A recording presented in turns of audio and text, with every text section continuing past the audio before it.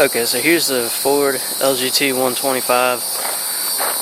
The hood over there. I just keep it off right now because it rattles so much when I have it on there without any bolts. Just got this thing running a little bit better. It still drips gas here because it's not the float, it's just that gasket just doesn't hardly hold. I'm using a piece of rubber just to make it a little better. But the engine runs a whole lot better now. It doesn't run the best, but I mean it runs and it smokes. Gotta figure out why it's. I think it's just that I overfilled the oil just a little bit. Kind of went a little over the full line. Can't really even see it. I changed the oil in it. I'm probably gonna have to dump a little bit out because I did overfill it. But I'll go ahead and start it. It is warm. My little switch there, and I'm just using this right here to temporarily start it. You just do that to start it. I'll see if it'll start without choke. It's got a really smooth idle. Not really smooth, but idle's pretty low.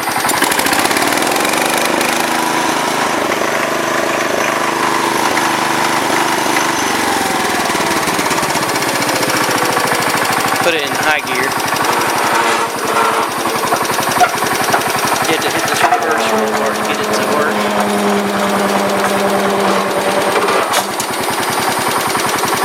And it seems to always be, sometimes mostly in that, mostly going forward for some reason, I don't know why.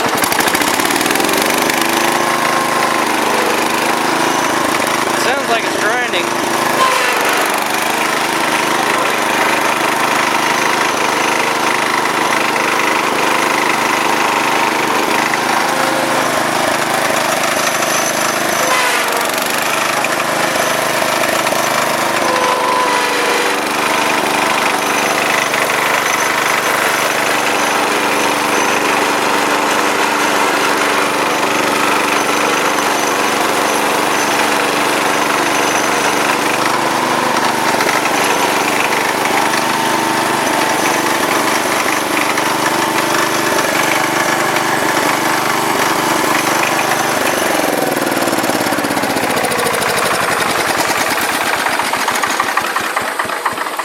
Yeah, as you can see, it's really smoky for some reason. I mean, it's everywhere out here. So,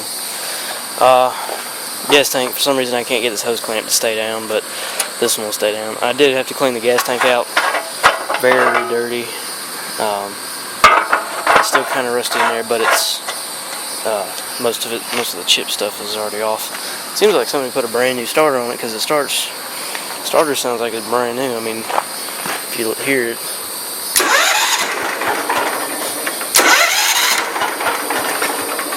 Yeah. The air filter, I need to change that, but I'm just going to wait for it now. I got to get a kit for the carburetor, and it's just constantly leaking out gas over here. Not too much when it runs, but I just put a valve there so I can turn it off, because the original valve is just stuck there. I mean, the thing is stripped off, so I mean, like, it doesn't even turn.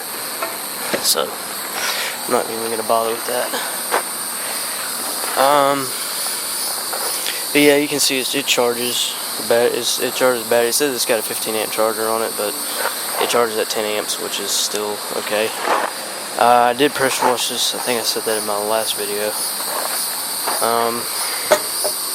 Headlights, I can't get them to come on. And yeah, seems to be pretty good.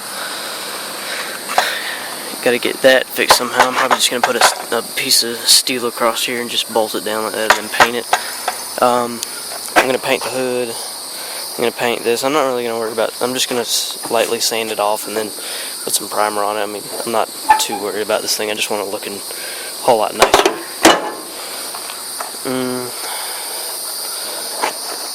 Nothing really else much about it. Did get that solenoid working. This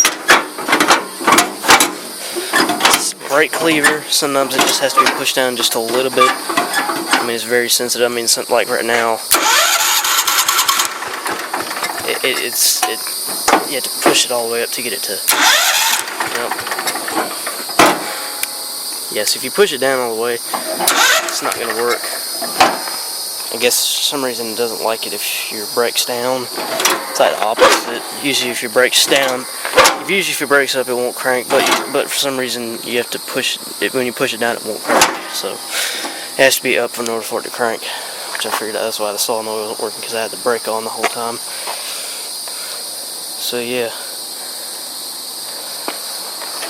I don't really know where that's even hooked up at to make it do that. It must be just some kind of switch. I don't know where the switch is, but I found out why this whole thing rocks back and forth when you hit the brake. Is because I think on both sides that little thing right there doesn't pivot. Well, this side is working. See how it moves? It doesn't move this whole piece right here, but on the other side it wants to move the whole thing, so I gotta loosen it up so that this thing won't be just jerking up and down every time you hit the brake. Also, that can also tear up some stuff, like if this solenoid goes up any higher, it could touch right there and short out the battery. So just gotta fix some stuff like that. Clean out all the junk that was in here, and I got it. That tire still leaks, and this tire still leaks. I mean, this one's lost some of its air as I was driving it, so. I mean, the thing about putting some slime in the tires, I really don't feel like getting another tire. This is a 5-lug wheel. I was thinking about getting a car tire, but they wouldn't have enough tread, so I'm probably just going to put some slime in the tire or something. So yeah, runs pretty good. Just got to get that carburetor fixed. Get a kit for the float and the washer for the bolt, the bolts on the bowl. So yeah, I'll drain a little bit more oil out of it and see if it'll run a little better. I mean, it was smoking like that the first time I had it cranked up, so it might just need new rings or something, which hopefully I can try to get to in the future. But I don't really plan on fixing anything in the engine besides the carburetor, the starter, just whatever that's external to the engine, not anything internal, because this thing is welded down to the frame, so I'm not going to worry about it too much. Just if it breaks, it breaks. And really just about the whole tractor goes. Except I could just take I don't know if a Sawzall can get through that, but you could probably cut that off. Or, see, there's a seal right here. You could probably just take the engine off that way. I'm not sure. I'll have to figure it out. But anyway, that's that. And thanks for watching. Any ideas or anything I should probably do? I need to get these wires out